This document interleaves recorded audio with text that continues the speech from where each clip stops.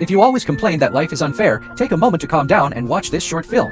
Little Mountain took out his most precious seed to share with the other mountains, only to be met with their disdainful laughter. The reason? One was an oil mountain that spits out oil, worth a fortune. Another was a gold mountain filled with gold, wealthy beyond measure. The last one was even more powerful, a volcano mountain full of magma, capable of burning everything to ashes with its molten lava. They looked down on the small, thin, and poor Little Mountain. They even tossed the seed at his head without a care. Finally realizing the gap between them, Little Mountain was overwhelmed with shame. He even threw his pine nut away too. Just then, the big mountains whispered among themselves, plotting something. They stretched out their arms, gathered the clouds in the sky into a dark cloud, and placed it right above Little Mountain. Then they fell asleep, leaving Little Mountain alone in the rain, daydreaming. He imagined himself becoming a stronger, taller mountain, one that could swallow all their wealth. But in the end, it was just a fantasy. At that moment, the seed nearby touched the water and suddenly hummed. Curious, Little Mountain picked it up again. As the seed glided through the rain, it made a beautiful melody. Little Mountain couldn't help but get lost in it.